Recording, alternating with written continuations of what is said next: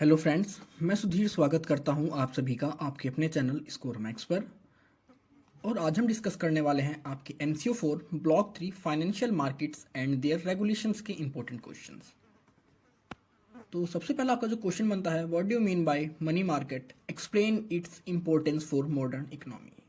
तो अगर शॉर्ट में हम बात करें कि मनी मार्केट क्या है और उसके क्या इंपॉर्टेंस है, तो मनी मार्केट क्या है, एक तरह से हम कह सकते हैं शॉर्ट टर्म इंस्ट्रूमेंट है हमारे इन्वेस्टमेंट का, हमारे लोन्स लेने का, बोरोइंग्स को करने का।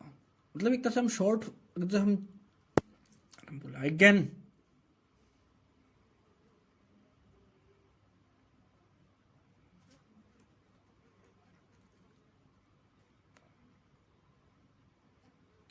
हेलो फ्रेंड्स, मैं सुधीर स्वागत करता हूं आप सभी का आपके अपने चैनल स्कोर मैक्स पर। और आज हम डिस्कस करने वाले हैं आपकी MCO 4 block 3 financial markets and their regulations के इंपॉर्टेंट क्वेश्चन। और अगर आपने मेरे चैनल को अभी तक सब्सक्राइब नहीं किया है तो इसे सब्सक्राइब कर लें, जिसके थ्रू कि आपको लेटेस्ट वीडियोस की अपडेट मिलती रहे। तो चलते हैं चैप्टर पर। तो सबसे पहला आपका जो क्वेश्चन आता है वो आता है, what do you mean by money market, explain its importance for modern economy. कि मनी मार्केट क्या है, उसका क्या इंपॉर्टेंस है हमारी मॉडर्न इकोनॉमी में। अगर हम मनी मार्केट की बात करें तो एक तो से हम कह सकते हैं मनी मार्केट एक प्लेस है या एक इंस्ट्रूमेंट की तरह यूज़ किया जाता है अपनी शॉर्ट टर्म कैपिटल रिक्वायरमेंट्स को पूरा करने के लिए विदाउट एनी डिफिकल्टी। इसमें टाइम पीरियड क्या होता है, इसके अंदर हम जो कह सकते हैं लोन लेते हैं, बोरोइंग करते हैं, या हमें जो भी फाइनेंस इसके अंदर से हम कैपिटल कलेक्ट करते हैं, तो उसका जो टाइम होता है वो मैक्सिमम 1 साल तक का होता है। तो मतलब 1 साल तक के लिए जो भी हमारी फाइनेंशियल नीड्स को हम पूरी करने के लिए एक तरह से हम इंस्ट्रूमेंट का यूज़ करते हैं, उसी को हम कहते हैं मनी मार्केट। मतलब जिस जगह पर उस इंस्ट्रूमेंट का यूज़ किया जाता है वो प्लेटफॉर्म जो हमें उस इंस्ट्रूमेंट को प्रोवाइड कराता है शॉर्ट टर्म लोन्स के लिए या शॉर्ट टर्म बोरोविंग्स के लिए। In case if the call money market is absent, the bank would find it tough to maintain the cash reserve ratio. अगर हमारे पास जो भी कह सकते हैं मनी मार्केट अवेलेबल ना हो, तो मतलब अगर मनी मार्केट हमारे पास अवेलेबल नहीं होगी तो हमारे पास जो कि इसके अंदर जो जो इंस्ट्रूमेंट यूज़ किए जाते हैं शॉर्ट टर्म्स के लिए वो भी अवेलेबल नहीं होंगे। उस कंडीशन में अगर हमारे पास वो इंस्ट्रूमेंट्स अवेलेबल नहीं है तो हमारे जो बैंक्स होते हैं वो अपने कैश रिजर्व को मेंटेन नहीं कर पाएंगे, क्योंकि उन्हें अपनी डे बाय डे रिक्वायरमेंट्स को, नीड्स को पूरा करने के लिए, सरप्लस को, डेफिसिट को बैलेंस करना होता है। उसके लिए वो डेली बेसिस पर भी लोन लेते हैं। इसके साथ ही हमारी बहुत सारी इंडस्ट्रीज है जो कि कह सकते हैं शॉर्ट टर्म के लिए लोन्स लेती हैं, 1 साल या 1 साल से कम के लिए। तो हमारे पास बहुत सारे मेथड्स हैं जो कि मनी मार्केट के अंदर ही आते हैं। तो मनी मार्केट एक तरह से कह सकती है हमारे एंटरप्रेन्योर्स को, हमारे बिजनेस पर्सनस को, या हमारी इकोनॉमी के जो इंडस्ट्रियल एरियाज को एक तरह से फाइनेंशियल असिस्टेंस प्रोवाइड करता है कि वो किस तरह कैपिटल का, उनकी जो भी रिक्वायरमेंट होती है उसको कंप्लीट कर पाएँ without any difficulty. Next question आता है आपका, outline the characteristics features of a developed money market. कि आपकी जो डेवलप्ड मनी मार्केट है उससे क्या क्या कह सकते हैं कैरेक्टरिस्टिक्स होते हैं, फीचर्स होते हैं। तो सबसे पहला आपका जो फीचर है, ये हमारा एक बहुत ज़्यादा कह सकते हैं highly organized commercial banking system होता है। मतलब इसके अंदर आपकी हर चीज़ पहले से डिफाइन है, ये नहीं कि कुछ भी अनऑर्गेनाइज सिस्टम इसके अंदर काम कर रहा है। सब कुछ का इसके अंदर पहले एक रूल्स रेगुलेशंस पहले से ही डिफाइन कर दिए गए हैं कि क्या फॉर्मेटिंग होगी अगर आप लोन लेना चाहते हो, आपको कोई कह सकते हैं कैपिटल रेज करनी है, फंड्स आपको चाहिए तो क्या प्रोसेस होगा, किन किन कह सकते हैं आप स्टेप्स को फुलफिल करोगे। मतलब आपका जो भी टाइम है, ओपनिंग टाइम, क्लोजिंग टाइम, उनका इंटरेस्ट रेट, मतलब सब कुछ इसके अंदर कह सकते हैं हाईली ऑर्गेनाइज्ड बैंकिंग सिस्टम इनका। दूसरा है प्रिजर्व ऑफ सेंट्रल बैंक। अब हमारे पास अगर सेंट्रल बैंक है, सेंट्रल बैंक हम मानते हैं कि हमारा जो आरबीआई है सेंट्रल बैंक है, अगर किसी कंडीशन में उसे नीड होती है पैसों की तो वो पैसे कहाँ से लेता है, वो उनका अरेंजमेंट कहाँ से करता है, कहाँ से बोरोविंग करता है। तो हमारे पास मनी मार्केट एक तरह से प्रिजर्वर की तरह काम करता है हमारे सेंट्रल बैंक के।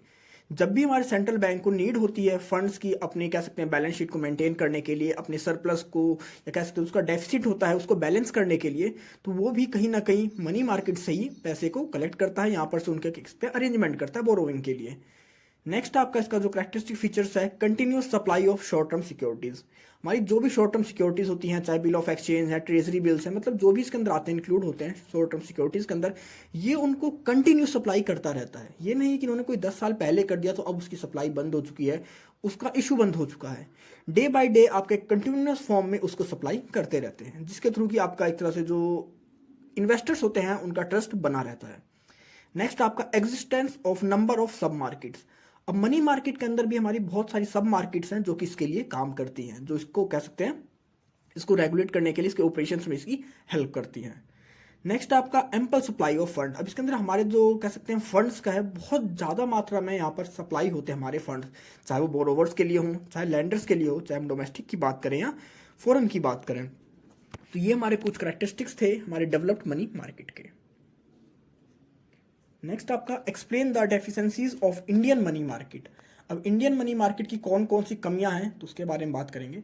तो सबसे पहला है हमारी जिसकी एक डेफिशिएंसी है या कमी है इंडियन मार्केट की, इंडियन मनी मार्केट की, existence of unorganised money market. अब इंडिया के अंदर जो भी हमारा मनी मार्केट है वो भी कोई तरह से कह सकते हैं एक ऑर्गेनाइज्ड फॉर्म में नहीं है कि एक रूल्स रेगुलेशंस उसके लिए स्पेसिफिक हो, उसका एक कोई स्पेसिफिक प्लेस उसका डिसाइड हो, ऐसा कुछ नहीं है इंडिया के लिए। और अगर आपका कोई भी मार्केट सेक्टर है, आपका कोई भी बिजनेस है, आपकी कोई भी फर्म है, अगर वो ऑर्गेनाइज सही से नहीं है तो कभी भी वो इतने कह सकते हैं बेटर फॉर्म में अपनी सर्विसेज को प्रोवाइड नहीं कर पाएगा।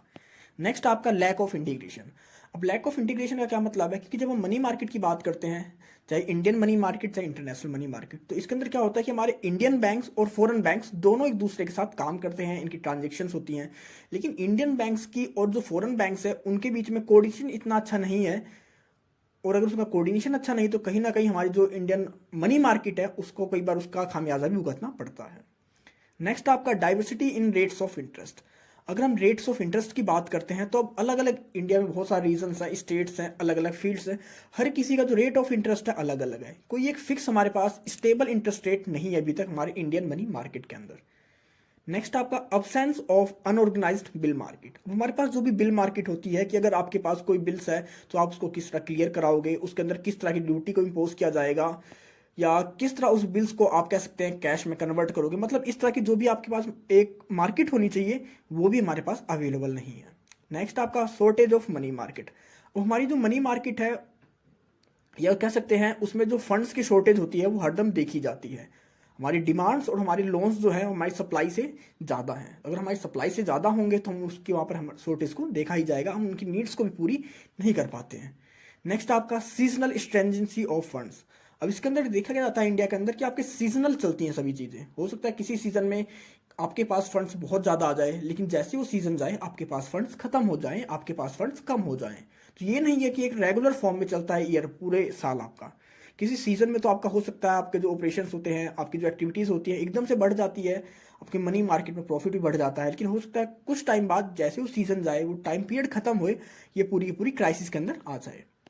लास्ट आपका इनएडिक्वेट बैंकिंग सिस्टम। अब हमारे पास बैंकिंग सिस्टम भी इतने एफिशिएंट नहीं है कि जो इन पूरी प्रोसेस को कंप्लीट कर सके। तो ये हमारी डेफिशिएंसीज थी इंडियन मनी मार्केट की। नेक्स्ट आपका what are the various measures introduced during the recent years to strength the Indian money market. कि इंडियन मनी मार्केट को स्ट्रेंथ प्रोवाइड करने के लिए, तथा उसको मजबूत करने के लिए कौन कौन से मेजर्स उठाए गए हमारी गवर्नमेंट्स के थ्रू या आरबीआई के थ्रू। तो सबसे पहला आपका deregulation of interest rate. अब deregulation of interest rate का मतलब क्या है, हमारे पास एक फिक्स इंटरेस्ट रेट था, तो यहाँ पर किया गया कि अब आपके जो भी इंटरेस्ट रेट होंगे वो मार्केट डिसाइड करेगा, ना कि कोई हमारा बैंक डिसाइड करेगा, ना ही कोई ऑफिशियल डिसाइड करेगा। अब यहाँ पर हमारा जो इंटरेस्ट है अब डी रेगुलेशन कर दिया है, मतलब इंटरेस्ट रेट के ऊपर कोई भी रेगुलेशन नहीं है, मार्केट की डिमांड और नीड के हिसाब से हमारे जो भी इंटरेस्ट रेट होते हैं वो डिसाइड होंगे। नेक्स्ट आपका introduction of new money market instrument. हमारे कई नए नए इंस्ट्रूमेंट्स को लॉन्च किया गया, इंट्रोड्यूस किया गया हमारी मनी मार्केट के अंदर।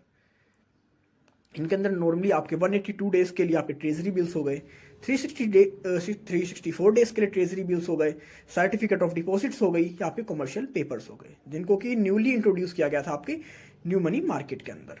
नेक्स्ट आपका repo and reverse repo rate को इंट्रोड्यूस किया गया। रेपो रेट होता क्या है, अगर हमारा सेंट्रल बैंक किसी दूसरे बैंक को कोई कह सकते हैं लोन देता है तो जिस रेट पर वो लोन देता है वो तो कहते हैं हम रेपो रेट। अगर हमारा सेंट्रल बैंक किसी हमारी कंट्री के किसी और दूसरे बैंक से लोन लेता है तो वो जिस इंटरेस्ट पर लेगा, जिस रेट ऑफ इंटरेस्ट पे लेगा, उससे हम कहते हैं रिवर्स रेपो रेट। तो इस चीज़ को भी डिफाइन किया गया, इसको अभी कह सकते हैं इंट्रोड्यूस किया गया हमारी कंट्री के अंदर कि अगर हमारा सेंट्रल बैंक दूसरे बैंक से लोन लेगा तो किस रेट ऑफ इंटरेस्ट को पे करेगा वो, और अगर हमारे दूसरे बैंक सेंट्रल बैंक से आरबीआई से लोन लेते हैं या मनी मार्केट के अंदर उनके इंस्ट्रूमेंट का यूज़ करते हैं तो किस रेट ऑफ इंटरेस्ट को पे करेंगे। नेक्स्ट आपका introduction of money market mutual funds.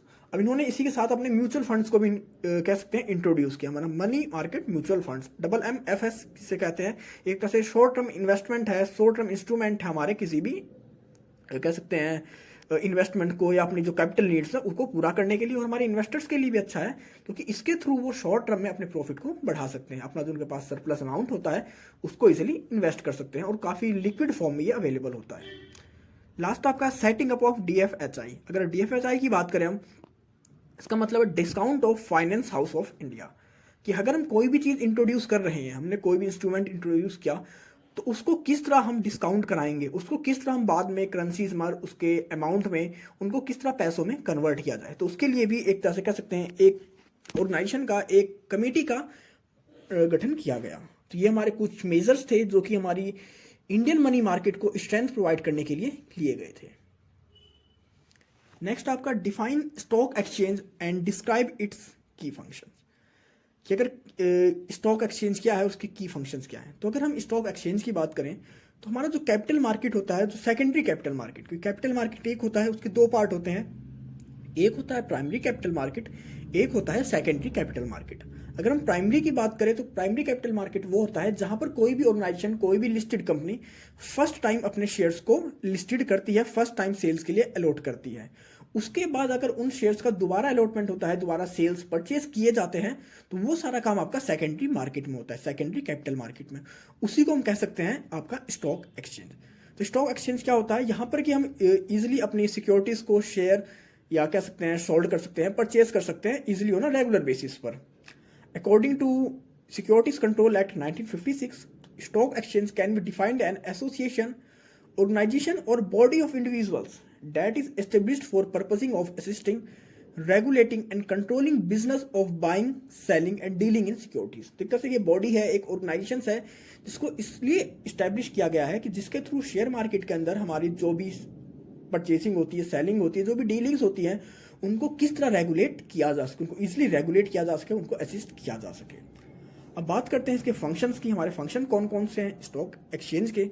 तो सबसे पहला फंक्शन आपका providing a ready and continuous market, कि हमारे इन्वेस्टर्स को एक ऐसा मार्केट प्रोवाइड करना जहां पर वो अपने स्टॉक्स को सेल्स कर सके और उनको परचेज कर सके।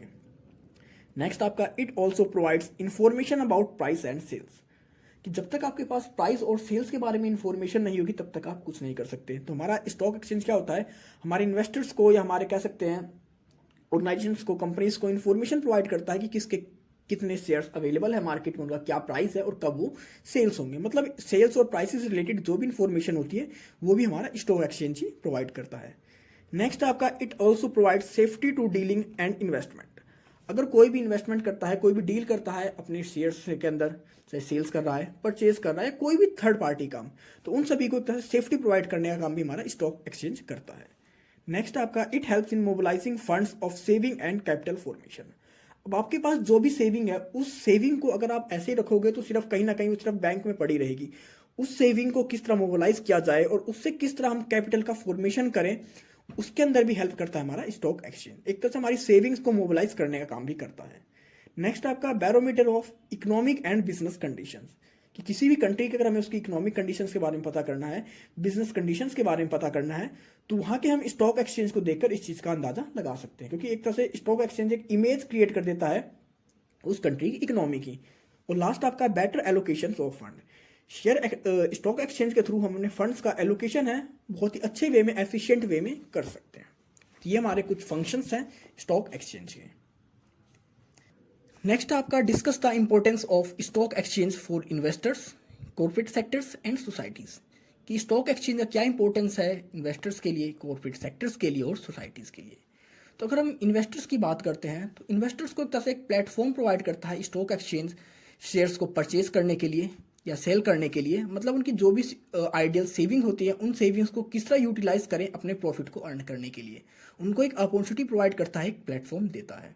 अब इसके अंदर वो अपने सेविंग्स को शॉर्ट टर्म के लिए भी इन्वेस्ट कर सकते हैं, लॉन्ग टर्म के लिए भी इन्वेस्ट कर सकते हैं। और जब भी उन्हें लगता है कि हाँ उन्हें पैसे की नीड है, उन्हें फाइनेंस की नीड है, तुरंत अपने स्टॉक्स को बेचकर, अपने शेयर्स को सेल्स कर करके वो तुरंत अपनी जो भी उनकी इन्वेस्टमेंट लगी होती है, जो उन्होंने कैपिटल लगाई हुई होती है, उसको निकाल सकते हैं। तो ये तो इंपॉर्टेंस होता है हमारे इन्वेस्टर्स के लिए।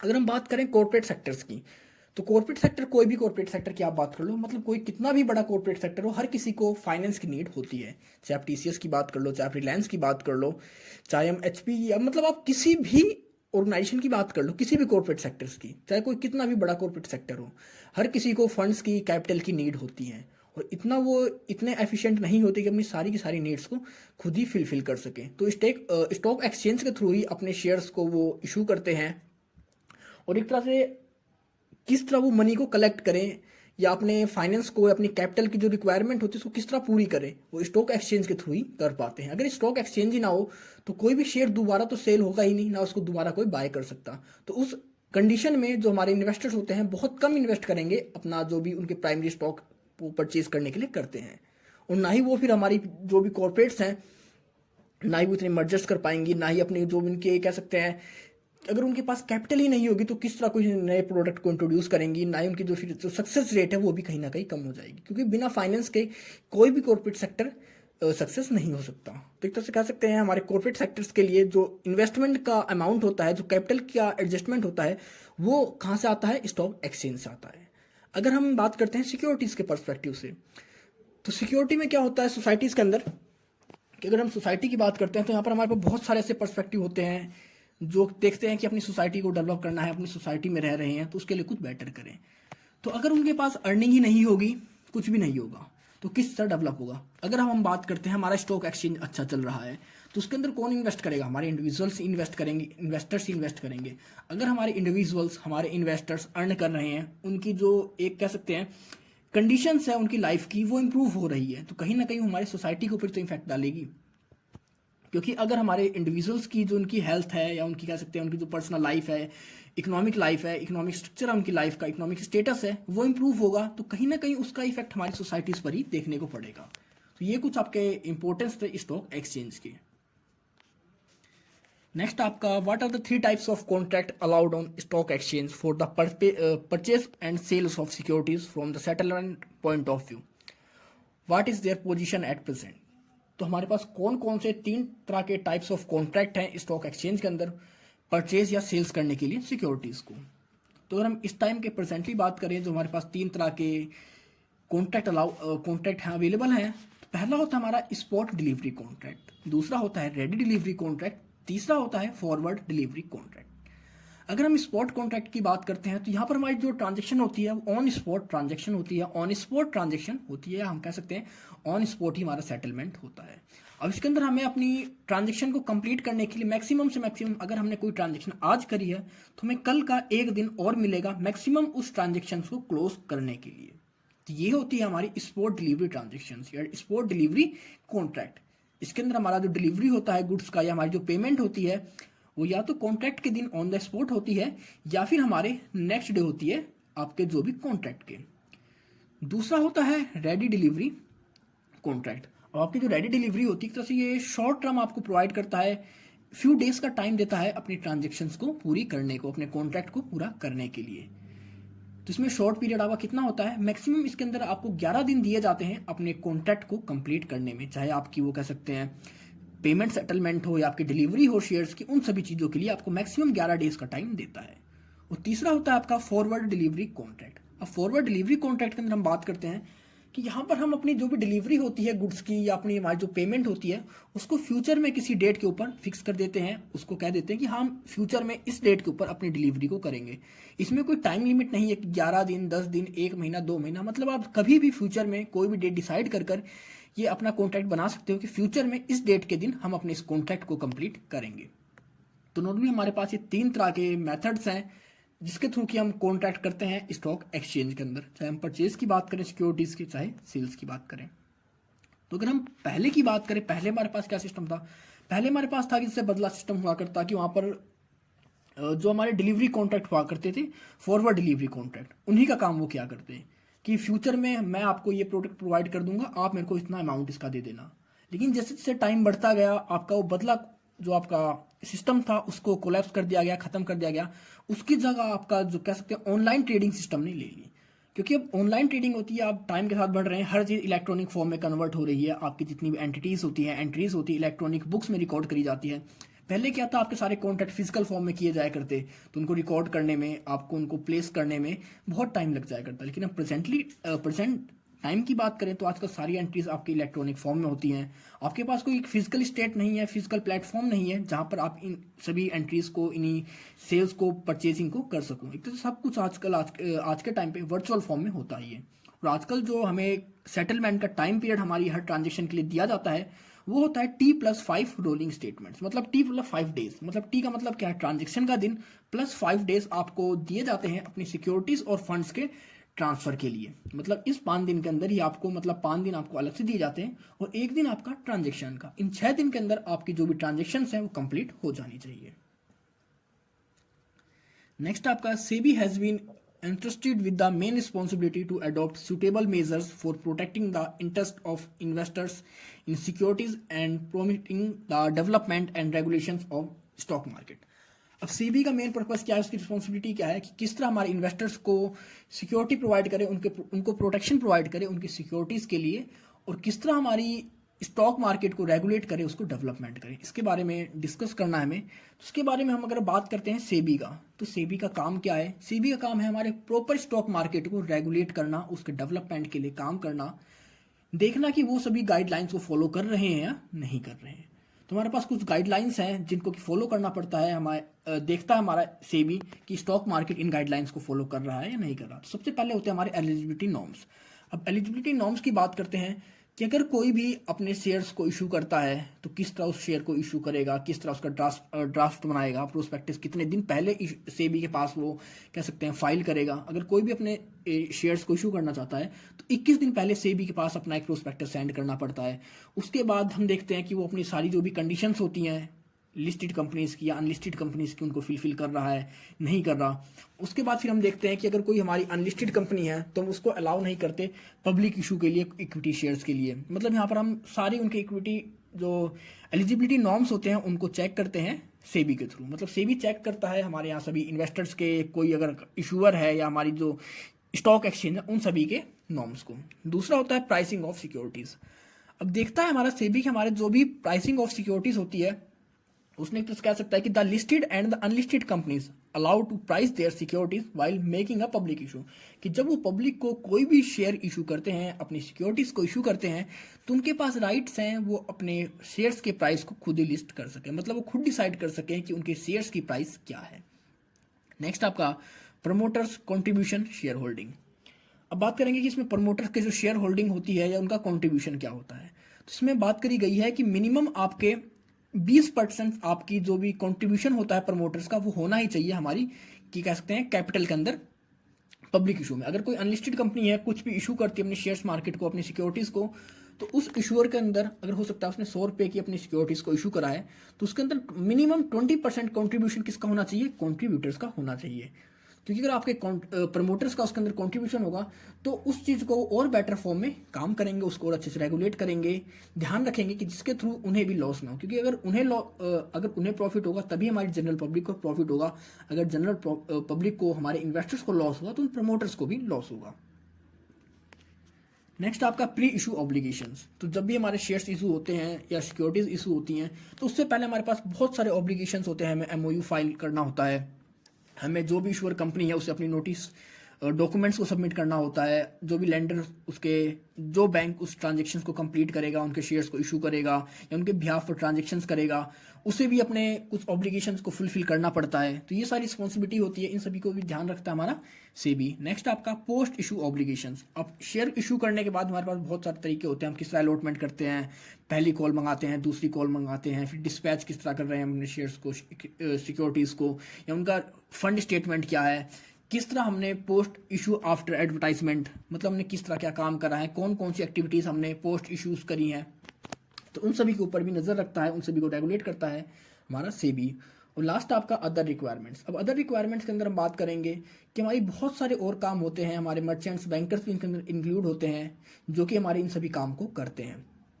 अगर कोई भी ऑर्गेनाइजेशन है, कोई भी फर्म है, कॉर्पोरेट अपने शेयर्स को इशू करता है, अपनी सिक्योरिटीज़ को इशू करता है, तो उसे कोई ना कोई एक बैंक की नीड होगी, बैंकिंग मर्चेंट की नीड होगी जो कि उसकी फाइनेंशियल जितने भी ट्रांजेक्शन्स होती है उनको रेगुलेट कर सके, उनको कंप्लीट कर सके। इसके साथ ही साथ आपके कह सकते हैं इंटरमीडियरीज काम करते हैं स्टॉक एक्सचेंज के अंदर, आपके ब्रोकर्स काम करते हैं, या आप कह सकते हैं इन्वेस्टर्स हैं। तो इन सभी के लिए बेटर वे में काम करना, अपने रूल्स रेगुलेशंस को टाइम टाइम पर चेक करना, किसी ऑर्गेनाइजेशन के अंदर वोटिंग राइट किसको दिया जाएगा, किस शेयर होल्डर के पास कितने वोटिंग राइट होंगे, और हमारे पास एक ऐसे डायरेक्टर को भी नॉमिनेट करना कि वो डायरेक्टर सिर्फ हमारे जो छोटे इन्वेस्टर्स हैं, स्मॉल इन्वेस्टर्स हैं, उनके बिहाफ पर इलेक्टेड होकर उनकी जो मीटिंग होती है फर्म्स की, सेबीज की, उसमें बैठे, जो है उनके फेवर को सामने रख सके।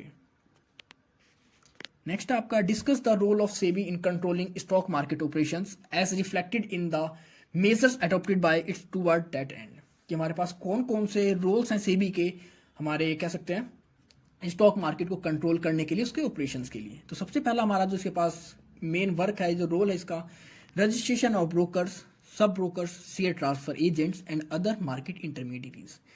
तो शेयर मार्केट के अंदर या हम कह सकते हैं स्टॉक मार्केट के अंदर जो भी पर्सन काम करते हैं स्टॉक से रिलेटेड, चाहे आपके स्टॉक ब्रोकर्स हों, सब ब्रोकर्स हों, आपके ट्रांसफर एजेंट्स हों, या आपके जितने भी इंटरमीडियरीज हैं मार्केट्स के, उन सभी का रजिस्ट्रेशन कौन करता है? सेबी करता है, जिसके थ्रू कि वो कभी भी फ्रॉड ना कर सके। क्योंकि अगर आपका रजिस्ट्रेशन हो रखा है तो आप फ्रॉड नहीं कर सकते, ना ही आप भाग सकते हैं, ना कि आप कह सकते हैं कि कई बार होता है ना कि कोई फर्म ओपन हुई लेकिन वो भाग गई या रातों रात गायब हो गई, तो उनको क्या होता है, उनका कोई रजिस्ट्रेशन इस तरह नहीं हुआ होता कि उनको बाद में फिर से ढूंढा जा सके। तो इन सभी के अंदर अगर आपका कोई भी इंटरमीडिएरीज है, कोई भी पार्टिसिपेंट है शेयर मार्केट का, स्टॉक मार्केट का, तो उसका रजिस्ट्रेशन करता है हमारा सेबी। इसका सेबी का मेन रोल है उनका रजिस्ट्रेशन करना।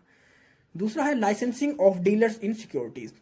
अब इशू करता है हमारा, क्या इशू करता है सेबी? लाइसेंस इशू करता है पर्सन्स को कि जो सिक्योरिटीज के अंदर डील करते हैं। ये नहीं है कि हर पर्सन्स को ये लाइसेंस दे देता है कि आप सिक्योरिटीज के अंदर डील कर सको। ये हमारे उनकी जो कह सकते हैं कुछ ना कुछ फॉर्म्स को चेक करता है, उनके प्रोस्पेक्टस को चेक करता है। अगर वो हमारी गाइडलाइंस को पूरी कर रहे हैं इनकी सेबी की, तो उसके बाद ही उनको लाइसेंस दिया जाता है कि वो स्टॉक एक्सचेंज के अंदर सिक्योरिटीज के अंदर डील कर सकें।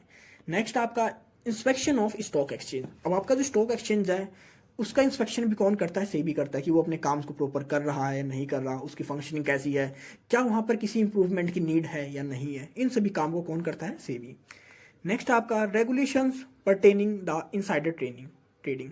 अगर हम इनसाइडर ट्रेडिंग की बात करें तो उससे इलीगल होती है। कोई भी फर्म अपने अंदर की इंफॉर्मेशन को यूज़ कर कोई पर्सन शेयर मार्केट के अंदर, स्टॉक मार्केट के अंदर उसका नेगेटिव बेनिफिट उठा सकता है। क्योंकि अगर किसी के पास उसके ऑर्गेनाइजेशन की सीक्रेट्स हैं, उसके पास इंफॉर्मेशन है, इंटरनल इंफॉर्मेशन है, तो उसका बेनिफिट उठा सकता है वो स्टॉक एक्सचेंज के अंदर। तो सेबी हमारा उन चीज़ों को भी रेगुलेट करता है कि कोई भी इनसाइडर ट्रेडिंग ना कर सके। नेक्स्ट आपका setting up the clearing house. अब क्लियरिंग हाउस क्या है? मतलब जब आपने स्टॉक्स को परचेज कर लिया, आपको उन्हें सेल्स करना है, तो किस तरह आप उनको सेल्स करोगे, किस तरह उनका क्लियरेंस का प्रोसेस होगा, कौन किसको स्टॉक्स देगा, फिर किस तरह आपके अकाउंट में आपके बैलेंस ट्रांसफर होएगा, कितने विद इन डेज का टाइम आगे रेगुलेट को दिया जाए, हमारे इन्वेस्टर्स किस किस तरह की स्कीम्स में काम करें, किस तरह उन शेयर्स को अगर हमने कोई इशू कर दिए हैं तो उन शेयर्स को किस तरह बाय बैक किया जाए। मतलब ये सारे काम आते हैं आपके क्लियरिंग हाउस के अंदर। तो ये भी कौन करता है? हमारा सेबी करता है। नेक्स्ट आपका state SEBI guidelines in respect of following, कि सेबी क्या क्या गाइडलाइंस होती हैं प्री इशू एडवर्टाइजमेंट के रिगार्डिंग, डिफरेंशियल प्राइसिंग के बारे में, या बेसिस ऑफ अलॉटमेंट। तो अगर हम बात करें प्री इशू एडवर्टाइजमेंट, अगर हम प्री इशू एडवर्टाइजमेंट की बात करें तो कोई भी कॉर्पोरेट है अगर वो अपने एडवर्टाइजमेंट को इशू करता है प्री इशू से पहले, मतलब इशू करने से पहले उन्हें एक एडवर्टाइजमेंट इशू करना होता है। तो एडवर्टाइजमेंट किस तरह इशू किया जाएगा उसके बारे में क्या क्या गाइडलाइंस है। तो सबसे पहले उनको एक इंग्लिश न्यूज़पेपर में, इंग्लिश का जो नेशनल डेली न्यूज़पेपर होता है उसके अंदर अपनी कह सकते हैं ऑर्गेनाइजेशन के जो भी शेयर्स को इशू करना चाह रहे हैं, जो सिक्योरिटीज़ को इशू करना चाह रहे हैं, उसके बारे में एक एडवर्टाइजमेंट देना होता है। इसके साथ ही साथ एक हिंदी डेली में और ऑल्सो एक जो आपका रीजनल लैंग्वेज हो, आप जिस भी स्टेट्स के अंदर हो उस स्टेट की लैंग्वेज के अंदर भी आपको एक डेली के अंदर या एक न्यूज़पेपर के अंदर जो आपका रीजनल लैंग्वेज का हो उसके अंदर आपको एडवर्टाइजमेंट देना होता है। तो मतलब 3 तरह का आपको एडवर्टाइजमेंट देना होता है इशू से पहले। एक इंग्लिश लैंग्वेज के अंदर जो कि आपकी नेशनल न्यूज़पेपर हो उसके अंदर देना होगा, दूसरा आपको हिंदी न्यूज़पेपर के अंदर, और तीसरा आपका जो रीजनल लैंग्वेज होती है उसके अंदर। अब इसके अंदर आपको ये भी रखना होगा कि जहाँ पर आपका ऑफिस रजिस्टर्ड हुआ हो, आपका जो रीजनल लैंग्वेज का न्यूज़पेपर हो एडवर्टाइजमेंट, वो उसी स्टेट में दिया जाए। इसके बाद फिर उनको कह सकते हैं बहुत सारे स्टैंडर्ड फॉर्मेट्स को फिल करना पड़ता है, रूल्स रेगुलेशंस को फॉलो करना पड़ता है, अप्लीकेशंस को फॉलो करना पड़ता है, और जो भी इनकी एलिजिबिलिटी होती है इशू करने की शेयर्स के, सेबी की गाइडलाइंस होती है, उन सभी को फिल करना होता है, अपने शेयर्स के प्राइस को फिक्स करना होता है। इसके बाद ही वो शेयर्स को इशू कर सकते हैं। ये तो कुछ गाइडलाइंस थी हमारी प्री इशू एडवर्टाइजमेंट के बारे में। नेक्स्ट अगर हम बात करें डिफरेंशियल प्राइसिंग। अब डिफरेंशियल प्राइसिंग से नाम से आप समझ रहे हैं कि हमने पहले कोई और प्राइस रख रखा था, अब कोई और प्राइस रख दिया, मतलब प्राइस के अंदर डिफरेंशिएट की बात करते हैं तो उसी को हम कहते हैं डिफरेंशियल प्राइसिंग। कई बार क्या होता है, आपने एडवर्टाइजमेंट तो निकाला, हो सकता है 10 रुपये के हिसाब से आपने एडवर्टाइजमेंट निकाल दिया कि ABC लिमिटेड अपने 10 रुपये के हिसाब से शेयर्स को अलॉट कर रही है, लेकिन रातों रात आपके प्राइस शेयर्स के एकदम से 20 रुपये हो जाएं या 30 रुपये हो जाएं, तो उस कंडीशन में वो कंपनी, वो कॉर्पोरेट कभी भी अपने प्राइजेस को कह सकते हैं 10 रुपये के हिसाब से इशू नहीं करेगा। तो ऐसी कंडीशंस में हमारे कॉर्पोरेट्स को ये फैसिलिटी दी गई है कि हाँ, वो अपने प्राइसेस को बढ़ाकर प्रेजेंटली जो भी उनके नए प्राइसेस हो सिक्योरिटीज़ के, उनके ऊपर उसको सेल्स कर सकते हैं। नेक्स्ट आपका बेसिस ऑफ अलॉटमेंट। अगर हम अलॉटमेंट की बात करें, किस बेस पर उन शेयर्स को अलॉट किया जाएगा, तो इसको भी उन्हें पहले से ही डिफाइन करना होता है अपने प्रोस्पेक्टस के अंदर, अपने एडवर्टाइजमेंट के अंदर। जब उनका फाइनलाइज हो जाता है अलॉटमेंट, उसके बाद ही उस चीज़ को अपनी देखते हैं कि उन्होंने फिर सारी सेबी गाइडलाइंस उन्हें फिल करनी होती है, उसको फॉलो करना होता है। इसके बाद फिर देखते हैं कि हमारे मर्चेंट बैंकर्स कौन कौन से हैं, क्योंकि कौन हमारी इन ट्रांजेक्शन को कंप्लीट करेगा, कौन हमारी पेमेंट्स को देखेगा। उसके बाद उन्हें अपनी जो भी पब्लिक इश्यूज होती हैं उसको रजिस्ट्रार्स के पास सबमिट करनी होती है सिक्योरिटीज़ की, कि हम कितने शेयर्स को इशू कर रहे हैं, किस किस प्राइस में इशू कर रहे हैं और किस किस पर्सन को इशू कर रहे हैं। इसके बाद फिर हम देखते हैं कि हमारा जो अलॉटमेंट है उसको कितने लोड्स के अंदर मार्केट में अवेलेबल करवा रहे हैं। लोड्स का मतलब कि जैसे बल्क होता है, आप एक शेयर्स नहीं परचेज कर सकते। हो सकता है आपने 10 शेयर का आपने एक बल्क क्रिएट कर दिया हो, आपने 20 शेयर का एक लोड क्रिएट करा हो, फिर आपने किस किस कैटेगरी के अंदर अपने शेयर्स को, सिक्योरिटीज़ को डिवाइड किया है। हो सकता है आपका एक इलाइट शेयर्स हो, आपके मिडिल लेवल के शेयर्स हो या आपके लो लेवल के शेयर्स हो, तो उसके हिसाब से भी आपको सब कुछ बताना होता है, वहाँ पर सबमिट करनी होती है information related to allotment of shares. Next आपका discuss why the investors protection has become a matter of serious concern in recent times and outline the provisions of various laws and the role of SEBI in the regard. State 3 reasons emphasising the need of investors protection, कि investors protection क्यों ज़रूरी है और सेबी इस time में क्या क्या roles को प्ले कर रहा है हमारे इन्वेस्टर्स को सिक्योरिटी प्रोवाइड करने में या उनकी जो प्रोटेक्शन होती है उसको बढ़ाने में।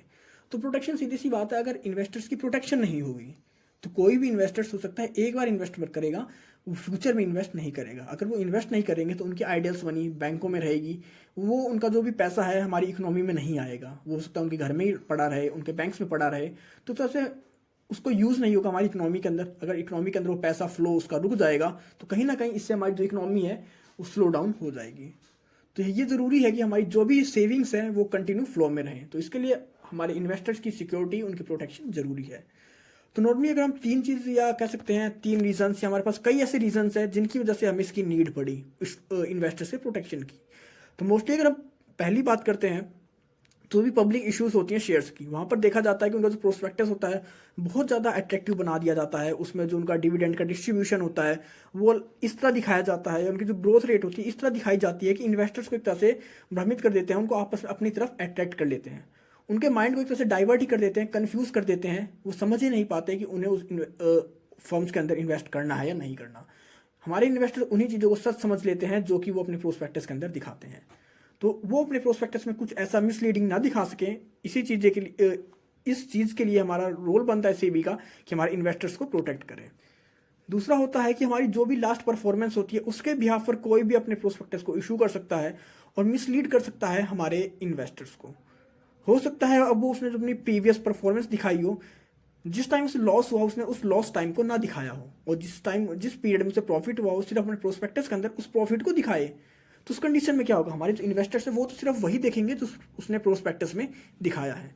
तो ऐसा भी हमारे कॉर्पोरेट के थ्रू कई बार देखा गया, जिसके बाद हमें रियलाइज़ हुआ कि जो इन्वेस्टर्स का प्रोटेक्शन है बहुत ज़्यादा सीरियस कंसर्न मैटर है रिसेंट टाइम पर, क्योंकि बहुत सारे इस टाइम पे कॉर्पोरेट्स हैं वो इन सभी चीज़ों का यूज़ कर रहे हैं अपने इन्वेस्टमेंट को कलेक्ट करने के लिए, अपनी कैपिटल को या फंड रेज करने के लिए। नेक्स्ट है अब हमारा जो एक राइजिंग सिक्योरिटी प्राइसेस होता है, देखा जाता है कि स्टार्टिंग में तो कोई और अमाउंट बोल देते हैं कि हम इस अमाउंट पर इशू कर रहे हैं शेयर, लेकिन जब वो अलॉटमेंट करने लगते हैं फर्स्ट कॉल सेकंड कॉल तो वहाँ पर अपने प्राइसेस को बढ़ा देते हैं। तो उस चीज़ को भी रोकने के लिए इनकी प्रोटेक्शन जरूरी है। सेबी का जो रोल है यहाँ पर बहुत इंपॉर्टेंट रोल प्ले करता है कि उनके प्राइस को भी एक तरह से रेगुलेट करता है। नेक्स्ट आपके जो प्रमोटर्स होते हैं, प्रमोटर्स का काम ही मेन यही होता है कि हमारे इन्वेस्टर्स को मैनिपुलेट करना कि किस तरह वो उनके शेयर्स को परचेज करें। मैनिपुलेट करेंगे किस तरह, उसकी पास्ट रिकॉर्ड्स को दिखाएंगे या कह सकते हैं उसको एक कुछ ऐसी डिविडेंड्स के बारे में बात करेंगे, अपने प्रोस्पेक्टस को इस तरह अट्रैक्टिव बनाएंगे कि जिसके थ्रू वो प्रमोटर्स जो हैं उन इन्वेस्टर्स को मैनिपुलेट कर सके उनके माइंड को कि हाँ उनकी फर्म्स बहुत ज़्यादा अच्छी है। दूसरों से अपने आप को अच्छा दिखाना, अपने कह सकते हैं रनिंग प्रॉफिट को दिखाना, मतलब किसी भी तरह इन्वेस्टर्स को मैनिपुलेट करने की कोशिश करते हैं हमारे प्रमोटर्स। तो वहाँ पर भी बहुत ज़्यादा इंपॉर्टेंट हो जाती है उनको प्रोटेक्ट करने की। नेक्स्ट आपका several deficiencies incorporate the governments that can affect the investors interest. हमारे जो इन्वेस्टर्स के इंटरेस्ट होते हैं बहुत सारे इनकॉर्पोरेट हैं, या हमारे कह सकते हैं कमियां हैं इनकॉर्पोरेट गवर्नेंस के अंदर। उन कमियों से हमारे इन्वेस्टर्स को बचाने के लिए भी इसका प्रोटेक्शन जरूरी है। और लास्ट आपका even the retail investors ignorance about their rights as share holder create several complications. अब हमारे पास जो शेयर होल्डर होते हैं उनके पास छोटे छोटे शेयर्स होते हैं, 2 4 10 छोटे छोटे अमाउंट में, तो वो कहीं ना कहीं अपने राइट्स को भूल जाते हैं, अपने राइट्स का यूज़ नहीं कर पाते। क्योंकि बोर्ड ऑफ मीटिंग में ये तो है नहीं कि अगर आपके पास 100 शेयर तो भी आप बोर्ड ऑफ मीटिंग में जा सकते हो। वहां पर तो वही जाएगा जिसके पास ज़्यादा शेयर्स होंगे, जिसके पास कह सकते हैं जो एक शेयर हो कंपनी का, बहुत बड़ा शेयर हो उसके पास। तो उन सभी राइट्स को एक तरह से इग्नोर कर देते हैं हमारे जो छोटे इन्वेस्टर्स होते हैं, रिटेल इन्वेस्टर्स होते हैं। तो उन सभी के राइट्स को प्रोटेक्शन देने के लिए भी बहुत ज़्यादा इंपॉर्टेंट हो जाता है उनको सेबी को इनके ऊपर कह सकते हैं रेगुलेट करना, इन सभी को चेक करना, इन सभी का इन्वेस्टिगेशंस करना। तो ये कुछ रीजंस हैं हमारे समय रियलाइज हुआ कि हमारे इन्वेस्टर्स की प्रोटेक्शन बहुत ज़्यादा ज़रूरी है। नेक्स्ट आपका explain briefly the concept of corporate governance and its broad objective. तो अगर हम कॉर्पोरेट गवर्नेंस की बात करें तो सर कोई भी ऑर्गेनाइजेशन होती है, कोई भी बॉडी होती है जिसका एक तरह से दायित्व होता है कि हमारे किस तरह हमारे सीनियर मैनेजमेंट को, या फिर कह सकते हैं हमारे जो शेयर होल्डर्स हैं, हमारे जो इन्वेस्टर्स हैं, उनको किस तरह बेनिफिट पहुंचाया जाए, उनके किस तरह बेनिफिट में काम किया जाए, उनके इन्वेस्टमेंट उनके इंटरेस्ट में किस तरह काम किया जाए। अगर हमारे ऑर्गेनाइजेशन के अंदर कोई भी काम चल रहा है तो उसको किस तरह ट्रांसपेरेंसी के अंदर किया जा सके। हमारा जो भी कॉर्पोरेट मैनेजमेंट है उसकी एक इंटीग्रिटी होती है, अकाउंटेबिलिटी होनी चाहिए हमारे इन्वेस्टर्स के लिए। तो एक तरह से हम कह सकते हैं कि एक तरह से एक टूल्स है जो कि हमारे इन्वेस्टर्स को सिक्योरिटी प्रोवाइड करता है, इन्वेस्टर्स के अंदर एक ट्रस्ट डेवलप करता है, कॉन्फिडेंस डेवलप करता है उनके इस इन्वेस्टमेंट के लिए। तो वो कहलाता है आपका कॉर्पोरेट गवर्नेंस। अगर हम इसके बात करें, ऑब्जेक्टिव्स की बात करें, तो इसका मेन ऑब्जेक्टिव यही होता है कि किस तरह हम अपने शेयर होल्डर्स को, अपने शेयर होल्डर्स हमारे कोई भी हो सकते हैं, इक्विटी शेयर होल्डर या हमारे प्रेफरेंस शेयर होल्डर या हमारे शॉर्ट टर्म हमारे कोई शॉर्ट टर्म इंस्ट्रूमेंट हमने इशू करें, उनके होल्डर्स हो गए, उन सभी को किस तरह कह सकते हैं बेनिफिट पहुंचाना, उन सभी के राइट्स को किस तरह सिक्योर करना, अपने ऑर्गेनाइजेशन के अंदर, अपने कॉर्पोरेट मैनेजमेंट के अंदर जो भी हमारी एक्टिविटी होती है उसको किस तरह ट्रांसपेरेंसी लाना और किस तरह अकाउंटेबिलिटी को अपनी कंप्लीट करना टूवर्ड्स शेयर होल्डर्स। तो यही काम होता है। इसके अंदर हम मेन फोकस करते हैं कि किस तरह हम मैक्सिमाइज करें हमारी जो भी कंपनी की फाइनेंशियल वैल्यू होती है, हमारी जो लीगल ऑब्लिगेशंस होते हैं उनको किस तरह फुलफिल करें। जब हम अपनी कह सकते हैं कंपनी की फाइनेंशियल कंडीशंस को मैक्सिमाइज करेंगे तो उस कंडीशन में हमारी जो कंपनी की वैल्यू है वो भी इंक्रीज होगी, और जब कंपनी की वैल्यू इंक्रीज होगी तो कहीं ना कहीं उसका बेनिफिट्स हमारे शेयर होल्डर्स को, हमारे इन्वेस्टर्स को भी मिलेगा। Meanwhile, the definition of Birla Committee of Corporate Governance says that the fundamental objectives of corporate governance is enhance of long-term shareholders' value. It helps in protecting the interest of the other stakeholders. तो हमारे जो भी stake holders होते हैं हमारे किसी भी corporate governance के अंदर, हमारी कोई गवर्नमेंट बॉडी होगी, हमारे आउटसाइडर्स हो गए, हमारे स्टेक होल्डर्स हो गए, हमारे शेयर होल्डर्स हो गए, कोई भी है, उन सभी के कह सकते हैं उनका जो वैल्यू होती है उस वैल्यू को लॉन्ग टर्म में बढ़ाना ही हमारा काम होता है कॉर्पोरेट गवर्नेंस का। नेक्स्ट आपका state with reasons the major provisions act 2000 aim at the enhancing the quality of corporate governance. तो कौन कौन से हमारे पास मेजर रीजंस करे गए, अमेंडमेंट किए गए एक्ट 2000 के अंदर हमारी कॉर्पोरेट गवर्नेंस की क्वालिटी को इम्प्रूव करने के लिए। तो वैसे तो हमारे पास बहुत सारे कह सकते हैं, हम टाइम भी टाइम अपने जितने भी हमारे एक्ट्स हैं, चाहे हम कंपनी एक्ट की बात करें, सेल्स एक्ट की बात करें, सेबी एक्ट की बात करें, या हमारे जो भी एक्ट है, हर किसी को टाइम बाय टाइम रेगुलेट किया जाता है, उनको अमेंड किया जाता है, क्योंकि टाइम के साथ हमारी नीड, हमारी कह सकते हैं जो कंडीशन है वो भी चेंज होती रहती हैं। अब इसके अंदर कौन कौन से हमारे पास कह सकते हैं मेजर प्रोविजंस हैं। तो सबसे पहला प्रोविजन था इसके अंदर प्रोटेक्शन ऑफ स्मॉल डिपॉजिटर्स। अब हमारे जो भी स्मॉल डिपॉजिटर्स थे उनको किस तरह प्रोटेक्शन प्रोवाइड करी जा सके कॉर्पोरेट गवर्नेंस के थ्रू, क्योंकि स्मॉल डिपॉजिटर्स क्या होते हैं, वो अपना कह सकते हैं अपने खुद के ही राइट्स को इग्नोर कर देते हैं, क्योंकि उन्हें लगता है कि हाँ उन्होंने बहुत छोटा अमाउंट इन्वेस्ट कर रखा है किसी कॉर्पोरेट के अंदर, किसी फर्म के अंदर, तो अपने राइट्स को इग्नोर कर देते हैं, भूल जाते हैं। तो उन सभी के राइट्स को सिक्योर करना ही कह सकते हैं एम था हमारे कॉर्पोरेट गवर्नेंस का। दूसरा वोटिंग थ्रू पोस्टल बैलेट। अब अगर किसी भी शेयर होल्डर्स की कोई वोटिंग होती है तो वो वोटिंग किसके थ्रू हो, पोस्टल बैलेट्स के थ्रू। अगर पोस्टल बैलेट्स के थ्रू कोई वोटिंग होगी तो वहाँ पर क्या होगा, मैक्सिमम से मैक्सिमम शेयर होल्डर्स वहाँ पर पहुँचेंगे, क्योंकि अगर आप इसे इलेक्ट्रॉनिक फॉर्म में करते हैं तो वहाँ पर शेयर होल्डर्स नहीं आएंगे इतने। वो इलेक्ट्रॉनिक फॉर्म्स में या अपने किसी भी वर्चुअल मीडिया के थ्रू वर्चुअल मोड के थ्रू अपनी वोटिंग करेंगे। लेकिन जब वो कह सकते हैं पोस्टल बैलेट के थ्रू वहाँ पर वोटिंग होगी, तो वहाँ पर ज़्यादा से ज़्यादा हमारे जो शेयर होल्डर्स होंगे कलेक्ट होंगे और अपने राइट्स के लिए लड़ेंगे, या अपने कह सकते हैं अपने राइट्स के लिए वहाँ पर स्ट्रगल भी करेंगे। नेक्स्ट आपका फॉर्मिंग ऑडिट कमेटी। अब नेक्स्ट था इसका जो मेन ऑब्जेक्टिव था, मेजर प्रोविजंस था जिस वजह से इन अमेंडमेंट को किया गया था, वो था कि हमारी जो भी ऑडिट कमेटी है उसको किस तरह बनाया जा सके, फर्म्स की कितनी वैल्यू होनी चाहिए, किस कैपिटल तक हम फर्म्स को कहते हैं कि वो अपनी खुद की कमेटी बना सकते हैं ऑडिट की, किसकी कमेटी गवर्नमेंट कराएगी, किसका कोई थर्ड पार्टी या हमारी कह सकते हैं इंडिपेंडेंट बॉडी उसको ऑडिट करेगी। अगर किसी भी फर्म्स की जो कैपिटल वैल्यू है 5 करोड़ तक की है, तो उसको परमिशन है कि वो अपनी खुद की ऑडिट कमेटी बना सकता है, उसके अंदर उसके 3 डायरेक्टर्स इंक्लूड होंगे। नेक्स्ट आपका सेक्रेटरियल कंप्लायंस सर्टिफिकेट।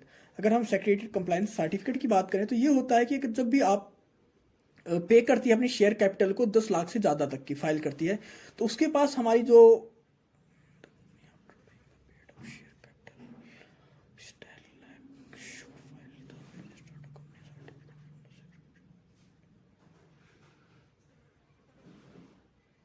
अब यहाँ पर देखते हैं कि सेक्रेटरियल कंप्लायंस अप सर्टिफिकेट, अगर कोई भी कंपनी है अपनी वो पेड अप कैपिटल को, शेयर अप कैपिटल को 10 लाख तक इशू करती है, तो उसके बाद उसे नीड होती है कि अपने रजिस्ट्रार्स के पास अपनी जो भी कंपनी के सर्टिफिकेट्स होते हैं उनको सबमिट करें। नेक्स्ट है डायरेक्टर्स रिस्पॉन्सिबिलिटी स्टेटमेंट।